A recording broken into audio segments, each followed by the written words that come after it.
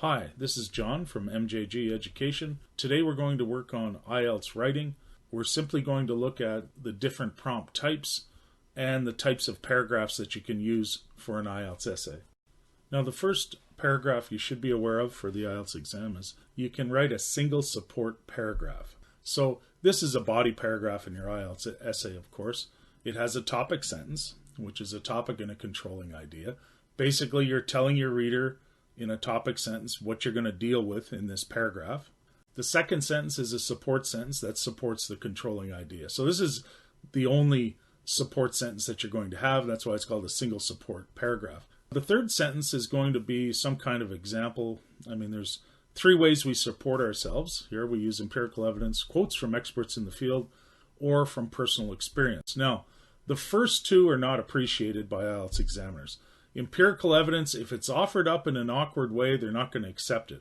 I'll show you an example on the next page.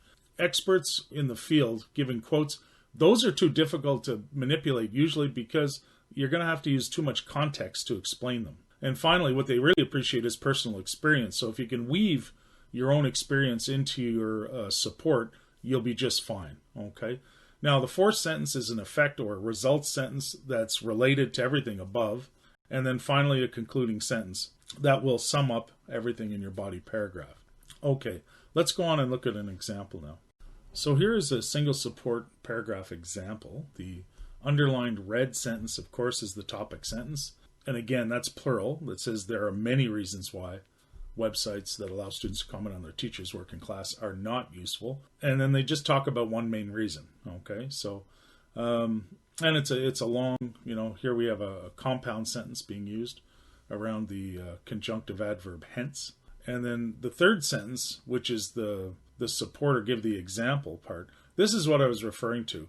It's not a good practice to say things like researchers at the University of Data and Analytics have found. That's all embellishment. They don't like that. Examiners don't like it. I didn't like it when I did it. Just say researchers have found, and that's fine. That's acceptable.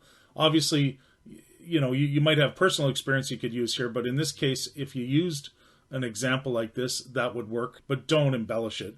People go overboard too often with these. The concluding sentence is there, the fifth sentence, and of course, just before, summarize something, say something about what happened above, and that's the last sentence before your conclusion. And then the conclusion here, for this reason, the single support paragraph, students should not have permission. Okay, you can read through it. That's 123 words. Remember also when you're doing these paragraphs, the body paragraphs, you're going to have to try and keep them balanced, right? The first paragraph, if it should be 100, and the second paragraph should be about 100 words. If this one's 123, you have about a 10 or 15 word variance. You try and keep them balanced. You cannot do something like 70 words and then 120 in the second paragraph. That won't work for you at all. Okay, let's move on and look at the second support paragraph. So this is the framework for the double support paragraph. Not unlike the single support paragraph, you're going to have a topic sentence. It's a body paragraph in your IELTS essay. You have to have a topic sentence, support, example, and a concluding sentence. This is, I guess, the more traditional paragraph type. But basically here, people use, when they give their examples in here for their support sentences, they use terms like for instance and for example. Likewise, you have to have a concluding sentence as well. So all of this goes into a double support paragraph, and now we'll look at an example. So this is an example of a double support paragraph. The red sentence is your topic sentence. You have to have one of those. Of course, your topic and your controlling idea will be there. Your second sentence here is your support sentence, right? To have a healthy relationship with their wife and children is a strong measure of achievement, okay, for some, as it says. Now, following this is where you have to have your example. So we're going topic sentence, support, example. You can use the discourse marker, for example, here. Sentence 4 is where we move to our second support sentence. And of course, you're going to have another type of discourse marker here. You can call them discourse markers, like a word like also, or for example, or for instance. You could also call them, as IELTS does, a cohesive device. I refer to them as signal words because you're signaling to the reader, by the way, change of pace, this is where we're going. So here, also, some people believe academic achievement is another measure of success. You have to follow that idea with an example, okay? And then sentence 6, of course, is your concluding sentence. So these are the sorts of things that you have to have. Topic, sentence, support, example, conclusion. That's the typical thing you're going to have to memorize to understand how to handle these prompts. Now, how to handle the prompts is what we're talking about. So let's take a look at the next page. So the purpose today was to show you that there's different types of paragraphs that you can use on the IELTS exam, the single support paragraph and the double support paragraph. Now, looking at the types of prompts, okay, you use those types of paragraphs for different prompts, and that's what you can recognize.